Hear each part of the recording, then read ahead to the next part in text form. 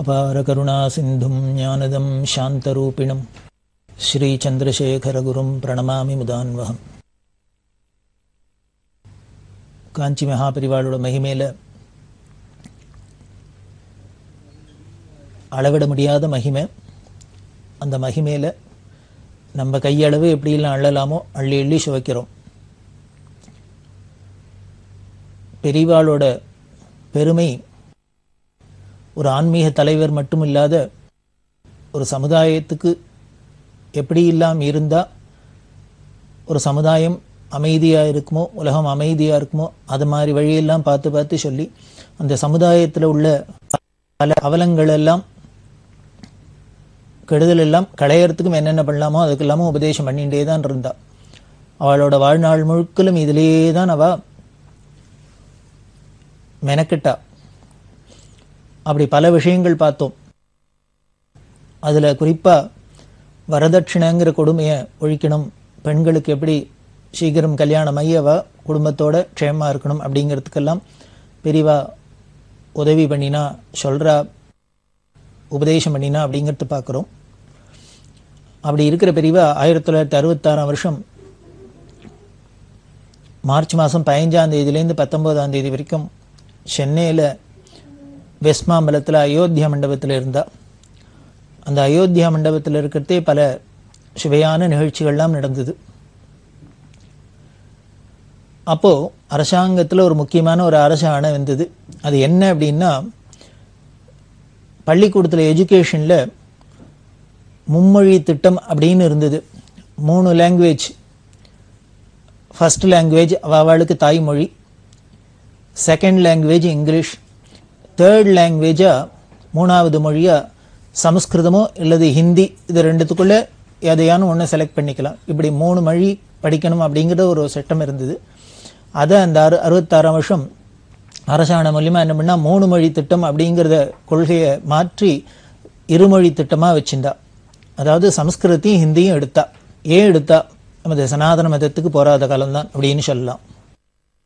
நம்ம சனாதன மதத்துக்கு முக்கியமாக நமது பாரத கலாச்சாரம் எந்த அடிப்படையில் இருக்குது அப்படின்னா, அதில் பார்த்தீங்கன்னா எல்லா லிட்ரேச்சரும், பிராச்சீனமான லிட்ரேச்சர் எல்லாம் வேதத்திலேருந்து ஆரம்பித்து பல விஷயங்கள்லாம் சமஸ்கிருத மொழியிலேயே இருக்குது.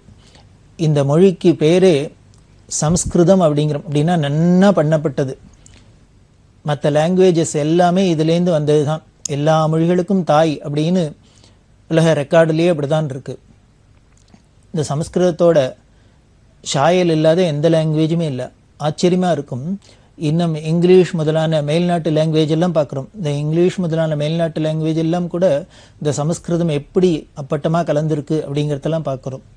இப்படி எல்லா மொழிக்கும் தாயாக இருக்கிறது இந்த சமஸ்கிருதம். அதனாலேயே இது தேவ பாஷை அப்படின்லாம் சொல்லப்படுறது. அதாவது மனுஷலோகத்தில், தேவலோகத்தில், எல்லா லோகத்திலையும் பேசப்படக்கூடிய ஒரே லாங்குவேஜ் இந்த சமஸ்கிருதம். இந்த சமஸ்கிருதத்தில் நமது கலாச்சாரத்துக்கு உண்டான எல்லா லிட்ரேச்சரும் எல்லாம் இருந்தது. ஆனால் அரசாங்கம் அந்த சமஸ்கிருத லாங்குவேஜை எடுத்துட்டா பள்ளிக்கூடத்துலேருந்து. அது ஒரு பெரிய நஷ்டம்.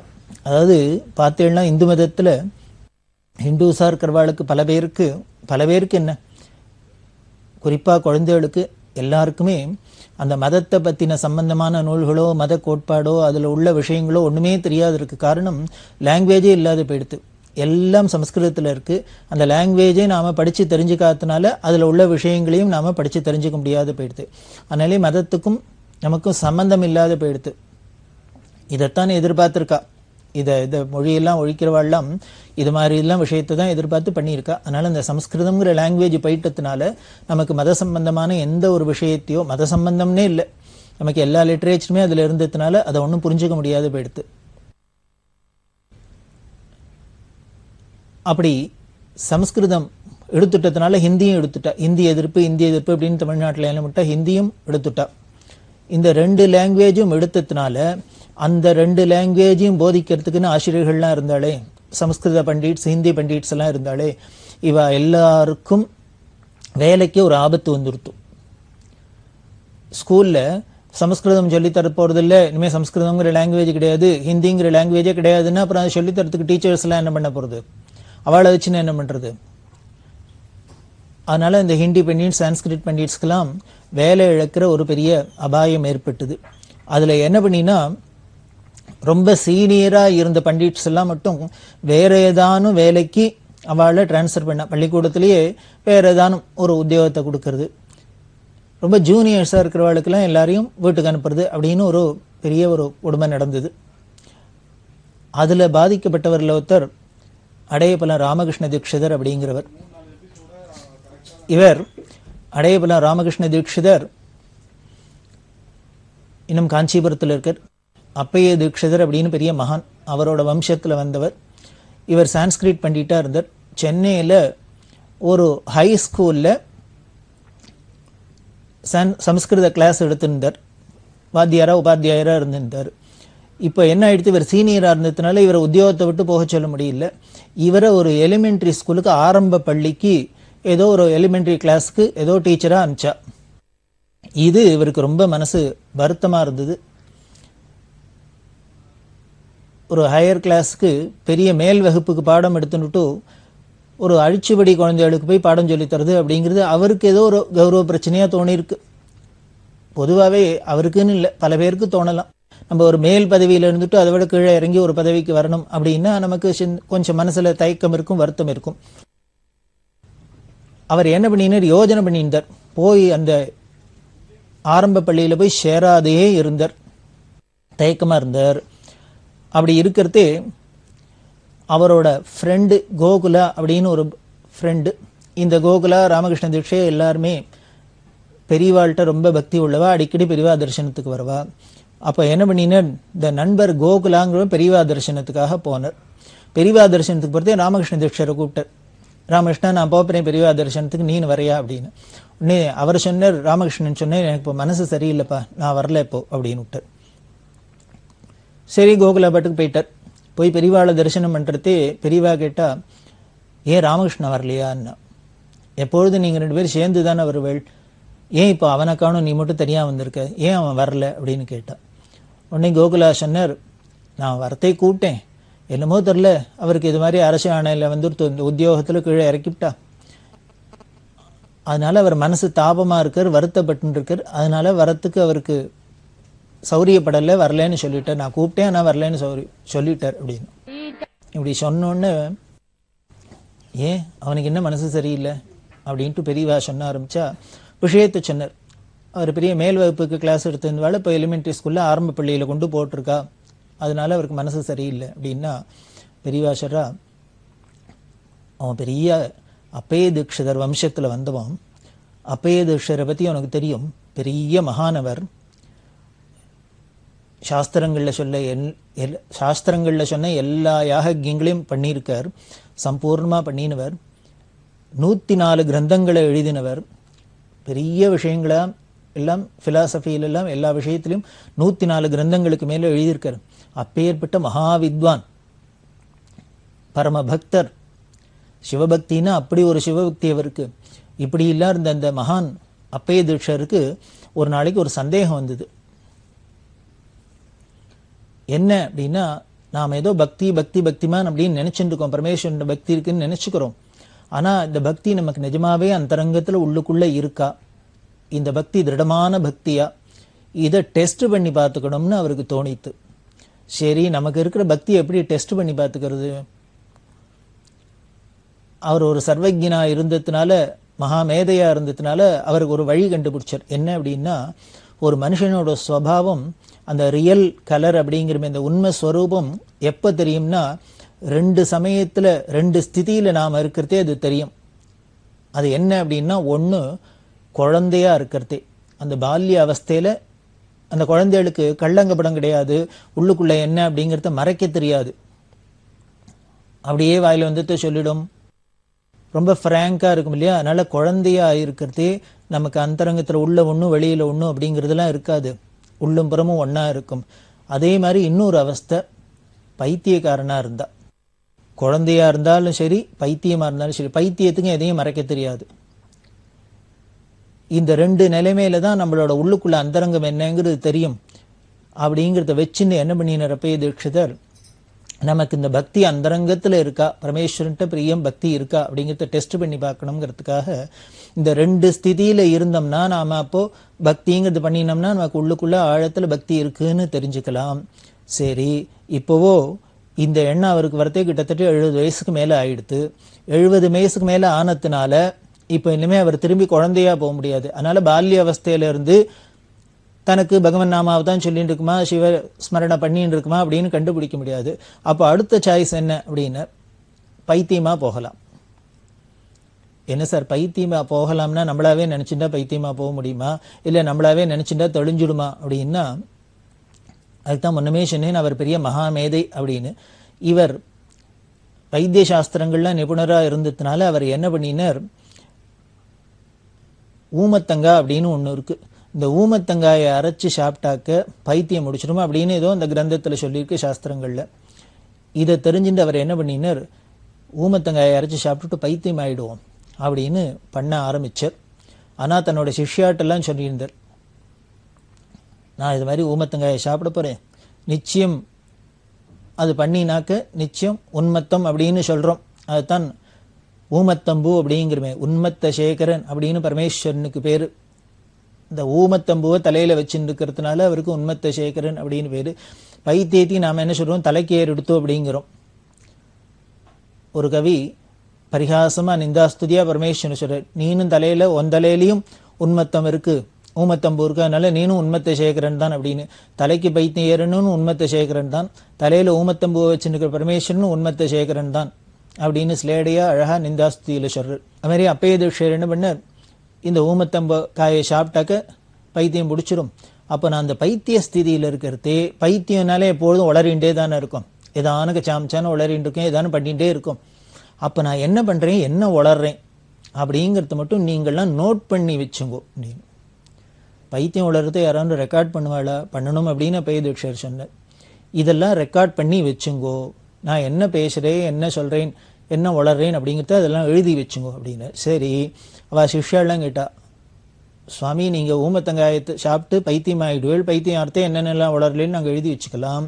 சரி, பைத்தியமாக இருக்கிறது என்னென்ன உளரலேன்னு நீங்கள் இப்போ எப்படி தெரிஞ்சுப்பேள், பைத்தியம் தெளிஞ்சான்னா அது தெரிஞ்சுக்க முடியும், அது எப்படி தெளிய வைக்கிறது அப்படின்னு. அது வைத்திய சாஸ்திரத்தில் இருக்கு அப்படின்னு சொல்லி அதுக்கு என்ன ஒரு மருந்தோ அதை சொன்னார். கொஞ்ச நாளைக்கு இத்தனை நாளைக்கு வரைக்கும் அந்த பைத்தியமாக இருக்கிறத பாருங்கோ, அதுக்கப்புறம் இந்த நாளைக்கு மேலே இந்த மருந்தை கொடுங்கோ, குடிச்சா எனக்கு பைத்தியம் தெளிஞ்சிரும் அப்படின்லாம் சொல்லி வச்சிருந்தார். அந்த வைத்தியத்தையும் அவளுக்கு சொல்லி வச்சிருந்தார். இதே மாதிரியே பண்ணினபடி எல்லாம் பண்ணியாச்சு. அப்பைய தீட்சருக்கு பைத்தியம் பிடிச்சிருத்து. பைத்தியமாக இருந்த காலகட்டத்தில் அவர் உளறினது என்ன அப்படின்னா, சிஷ்யாலாம் அதை குறிப்பெடுத்து வச்சிருந்தா, எழுதி வச்சிருந்தா. அப்புறம் அவர் சொன்ன காலத்திலே இவருக்கு அந்த பைத்தியத்துக்கு முறிவுக்கு மருந்தை கொடுத்து இவர் பைத்தியம் தெளிஞ்சுடுத்து. பைத்தியம் தெளிஞ்சப்புறம் எடுத்து பார்த்தா இவர் பைத்தியமாக இருக்கிறதே என்ன சொன்னார் அப்படின்னார், பரமேஸ்வரன் மேல ஸ்லோகம் சொல்லியிருந்தார். அந்த ஸ்லோகத்துக்கு பேரு உன்மத்த பஞ்சாசத்து அப்படின்னு பேரு. அந்த உன்மத்த பஞ்சாசத் அப்படிங்கிற ஸ்லோகமா இன்னைக்கும் நமக்கு கிடைச்சிருக்கு. அப்படின்னா ஒரு பைத்தியமா இருக்கிறதே கூட அவருக்கு ஏதோ வாயில வந்ததை கண்ணாப்பினான்னு உளரல, பரமேஸ்வரனை ஸ்துதி பண்றாப்லயே இருந்தது. இதை பார்த்தோன்னா அப்பைய தீட்சருக்கு ரொம்ப சந்தோஷம். அப்பா, நம்ம பைத்தியம் பிடிச்சா கூட உளறினா கூட, பைத்தியம் பிடிச்ச உளறினா கூட நம்ம பரமேஸ்வர ஸ்மரணையோட அவனோட புகழையே பேசிட்டு இருக்குமே, உளறின்னு இருக்குமே. அப்படி இதை தெரிஞ்சுக்கணுங்கிறதுக்காக தானே அவர் இப்படி பண்ணினார். நமக்கு அந்தரங்கத்தில் நம்மள அறியாதையும் ஈஸ்வரன்ட்ட நமக்கு பக்தி இருக்கான்னு பார்க்கணுங்கிறதுக்காக தானே இப்படி ஒரு விஷயத்தை பண்ணி பார்த்தார். அதை பார்த்தோன்னா அவருக்கு பரம சந்தோஷமா இருந்தது. இந்த கதையெல்லாம் கோகுலாட்ட பிரிவா சொல்லி, அந்த அப்பைய தீட்சர் வம்சத்தில் வந்தவன் தான் அந்த ராமகிருஷ்ணன். அந்த அப்பைய தீட்சிதர் கூட தனக்கு பக்தி இருக்கா என்னங்கிறத பார்க்கறதுக்கு குழந்தையா இருந்து பார்த்தாக்க சந்தோஷமா இருக்கும். ஆனா அவருக்கு குழந்தையா போக முடியல, குழந்தையா ஆக முடியல, அதனால பைத்தியமானார். ஆனா அவர் வம்சத்துல வந்த இந்த ராமகிருஷ்ணனுக்கோ அந்த குழந்தைகளோடையே பழகிற ஒரு பாக்கியம் கிடைச்சிருக்கு. இவர் பெரிய வித்வானா இருந்தா, வாத்தியாரா இருந்தா, மேல் வகுப்பு கிடைத்தாதான் கௌரவமா? ஏன் கீழே இருக்கிற அரிச்சுவடியில் உள்ள குழந்தைகளுக்கு சொல்லித்தரக்கூடாதா? சொல்லி கொடுத்தா அது என்ன கௌரவ குறைச்சலா அப்படின்னு பெரியவா சொன்னா, அப்பயே தீட்சிதரா இருந்தா ரொம்ப சந்தோஷப்பட்டிருப்பார். குழந்தைகளோட குழந்தைகளா கலந்து பழகிறாப்புல நமக்கு ஒரு சந்தர்ப்பம் கிடைச்சிருக்கே அப்படின்னு அவர் சந்தோஷப்பட்டுப்பார். அவர் வம்சத்துல வந்து அவனுக்கு இந்த பாக்கியம் கிடைச்சிருக்கு, அவ தீட்சதற்கு அப்பயே தீட்சதர் கிடைக்காத பாக்கியம் இவனுக்கு கிடைச்சிருக்கு, அவன்கிட்ட போய் சொல்லு, உடனே அந்த ஆரம்ப பள்ளியில இருக்கிற குழந்தைகளுக்கு பாடம் சொல்லி கொடுக்கறதுக்கு அவனை போய் டியூட்டியில ஜாயின் பண்ண சொல்லு அப்படின்னு. குழந்தைகளுக்கு என்ன சொல்லித்தர போறோம்? எடுத்தோடனே பெரியவா சொல்றா, அந்த எலிமெண்டரி ஸ்கூல் குழந்தைகளுக்கு தான் ஆரம்ப கல்வியில தான் நம்ம அறம் செய்ய விரும்பு, ஆறுவது சினம், இதெல்லாம் சொல்லித்தர முடியும். எடுத்தோடனே அழகா சொல்றதே, அறம் செய்ய விரும்பு, தர்மம் பண்றதுக்கு, தர்ம வழியில் நடக்கிறதுக்கு ஆசைப்படு அப்படின்னு தானே சொல்லித்தருது. கோபத்தை அடக்கு, இதெல்லாம் வரிசையா சொல்லித்தருது. இப்படி ஆத்திச்செடி, கொன்றை வேந்தன், இது மாதிரி தர்ம நூல்கள்லாம் இருக்கு. ஔவையாரோடது இந்த அறம் செய்ய விரும்பெல்லாம். பள்ளிக்கூட ஆரம்ப வகுப்பிலேயே நமக்கு இது மாதிரி வாழ்க்கைக்கு இன்றியமையாத நம்ம ஒரு நல்ல பிரஜைகளா இருக்கிறதுக்கு என்னென்ன வேணுமோ அது அத்தனையும் இந்த உபதேசங்கள்லாம் சொல்லப்பட்டிருக்கு. அதைத்தான் நமக்கு ஆரம்ப கல்வியா பாடமா இருந்திருக்கு. இதெல்லாம் சொல்லித்தர பாக்கியம் இந்த ஆரம்ப கல்வியில இருந்தாதான் முடியும், இந்த எலிமெண்டரி ஸ்கூல்ல இருந்தாதான் முடியும்னு அவன்ட்டு சொல்லு. அதனால அறம் செய்ய விரும்பு, அறம் செய்ய விரும்புன்னு குழந்தைகளுக்கு சொல்லித்தரத்தோட இல்லை, அதை கேட்க கேட்க சொல்லித்தர நமக்குமே அந்த தர்மத்துல ருச்சி வரும், நமக்கும் தர்ம வழியில் நிற்கிறதுக்கு ஒரு சான்ஸ் கிடைக்கும், நாமளும் கடத்தேறலாம். இது ஏதோ பொழப்புக்காக உத்தியோகம் அப்படிங்கிறது இல்லாத நமக்கும் ஒரு தர்மத்தை ஸ்மரிக்கிறாப்புல நல்ல வழியில போறதுக்கு ஒரு சந்தர்ப்பம் கிடைக்கும். அதனால இது பெரிய பாக்கியம் அப்படின்னு அவன்கிட்ட சொல்லு, போய் பள்ளிக்கூடத்துல சேர சொல்லு அப்படின்னா. ஔவையார் அப்படின்னோன்னு ஞாபகம் வருது. ஔவையார்ட்ட பெரியவாளுக்கு அப்படி ஒரு பக்தி, அந்த அம்மா மேல அப்படி ஒரு பக்தி. காரணம், ஒரு கிழவி இந்த குழந்தைகள், அதாவது சமுதாயத்துல என்ன ஒரு அக்கறை இருந்தா, ஔவையாரோட உபதேசங்கள் எல்லாமே அநேகமா பார்த்தீங்கன்னா குழந்தைகளை உத்தேசிச்சு தான் இருக்கு. அதாவது எல்லா இடத்துலையும் ஒன்று சொல்லுவா, ஒவ்வொருத்தர் என்ன பண்ணுவா, ஆடியன்ஸை வந்து டார்கெட் ஆடியன்ஸ் அப்படின்பா. இந்த டார்கெட் ஆடியன்ஸ் ஔவையாருக்கு யாருன்னர், சின்ன குழந்தைகள் தான், சமுதாயத்தில் உள்ள குழந்தைகள் தான்.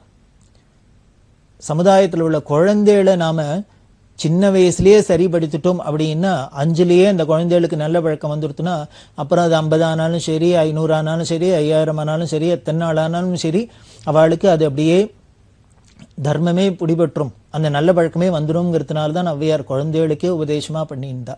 அதனால இந்த குழந்தைகளை உத்தேசிச்சு இந்த அம்மா பண்ணியிருந்ததுனால சமுதாயத்துல என்ன இருக்கிற அந்த அஸ்திவாரமா இருக்கிற அந்த குழந்தைகள்லாம் நல்ல பிரஜைகளா ஆயிடுத்துன்னா, பிற்காலத்துல அவளே எங்க இருந்தாலும், எந்த ஸ்திதியில இருந்தாலும், என்ன பொசிஷன்ல இருந்தாலும் அவ நல்லவாளா தான் இருப்பா அப்படிங்கிற ஒரு தீர்மானத்துல ஔவையார் குழந்தைகள்கிட்டயே கான்சென்ட்ரேட் பண்ணியிருந்தா அப்படின்னு பெரியவா ஔவையார் மேல ரொம்ப பிரியம். அதே மாதிரி வயசான கிழவியா இருந்தா கூட ஒரு இடத்துல உட்காராத இந்த தேசம் முழுக்கலும் சுத்தி இருக்கா. கால்நடையாவே இந்த தேசம் முழுக்கலும் சுத்தி அத்தனை குழந்தைகளுக்கும் உபதேசம் பண்ணணும் அப்படிங்கிற பெரிய ஒரு நோக்கத்தோட அந்த அம்மா கைங்கரியம் பண்ணியிருக்கா. அந்த அம்மா போட்ட அஸ்திவாரம் தான், அவ பாதம் பட்ட இடம் தான் இந்த பாரத தேசம் முழுக்கலும் இந்த தமிழ்நாட்டில் இருக்கு. அதோட வலிமை தான் இன்னமும் நமக்கு நல்ல குழந்தைகள்லாம் பிறந்துட்டு இருக்கு, நல்ல பிரஜைகள்லாம் இருக்கு அப்படின்னு பெரியவாளுக்கு அதுல ரொம்ப பிரியம் ஔவையார்ட்ட. அதனால பெரியவா சொன்னா, அந்த ஔவையாரோட அந்த உபதேசங்கள் எல்லாம், அந்த நல்ல நீதி நூல்கள்லாம் எலிமெண்டரி ஸ்கூல்ல தான் சொல்லித்தரலாம். அது ராமகிருஷ்ணனுக்கு பெரிய பாக்கியம் கிடைச்சிருக்கு.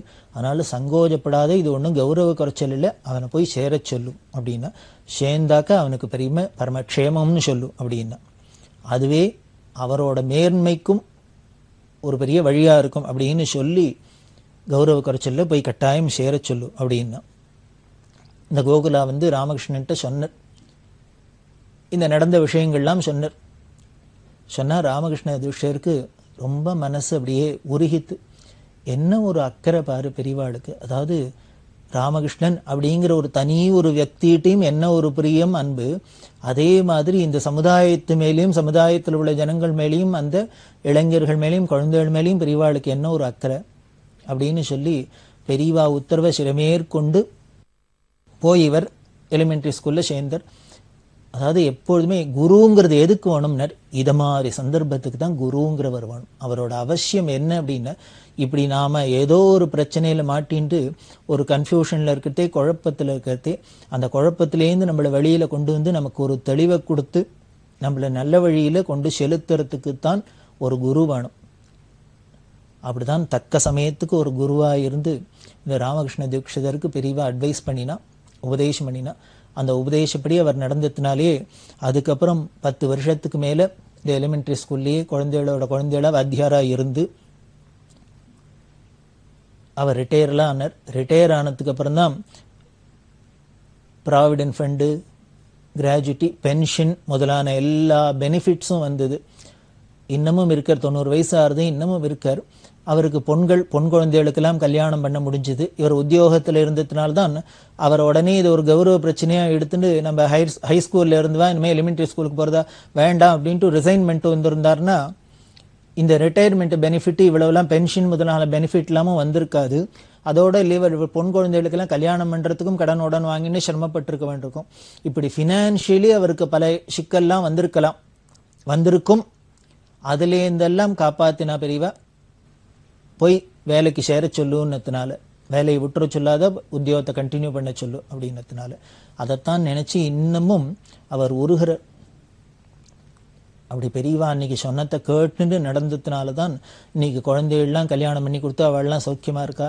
இன்னைக்கு நமக்கு பென்ஷன்லாம் வந்துன்னு நம்மளும் இந்த வயசான காலத்திலையும் சாப்பாட்டுக்கு குறவில்லாத சௌக்கியமா இருக்கும் அப்படின்னா க்ஷேமமா இருக்கும்னா அன்னைக்கு பெரியவா பண்ணின உபதேசம்.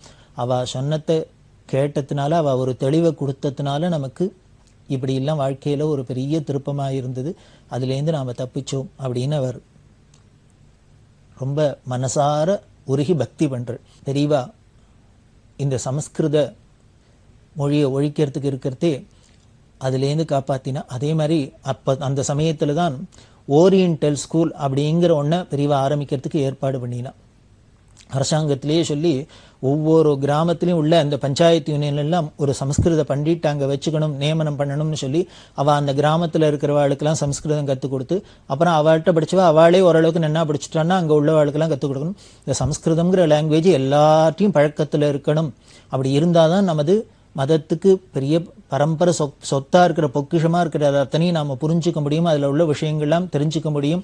தெரிஞ்சுன்னு நாம அதை அனுபவத்துக்கு கொண்டு வந்து எல்லாம் பலனை அடைய முடியும். இகத்துக்காட்டும் பரத்துக்காட்டும் எல்லாத்துக்கும் அதுல இருக்கு சாஸ்திரங்கள் எல்லாம் அப்படின்னு சொல்லி இது மாதிரிலாம் பெரியவா சொன்னா. இந்த ஓரியன்டல் ஸ்கூல் அப்படிங்கிறத இந்த லௌகீகமான படிப்போட மேல்நாட்டு படிப்போட நமது பிராச்சீனமான இந்த சமஸ்கிருத பாஷையும் இருக்கணும், அதுல உள்ள விஷயங்கள்லாம் கிரந்தங்கள்லாம் இருக்கணுங்கிறதுக்காக ஓரியன்டல் ஸ்கூல்லாம் ஆரம்பிக்க வச்சா. அப்படி இருக்கிற பெரியவா சமஸ்கிருதத்தை மட்டும்தானா எல்லாத்துக்குமே உண்டு. ஒரு தமிழ்லையும் அப்படி ஒரு அவளுக்கு அபிமானம் உண்டு. இப்படி எல்லா லாங்குவேஜ்லையும் எதெல்லாம் நமக்கு நல்ல விஷயங்கள் இருக்கோ அதுக்கு உண்டானதை எப்படி அதை பாதுகாத்துக்கிறது அப்படிங்கிறதுல நமக்கு பல திட்டங்களை போட்டு பெரியவா சொன்னா. அப்படி பண்ற பெரியவா இன்னும் என்னென்னலாம் நமக்கு உபயோகமான விஷயங்கள் எல்லாம் சொல்லியிருக்காங்கிறது தொடர்ந்து பார்க்க போறோம்.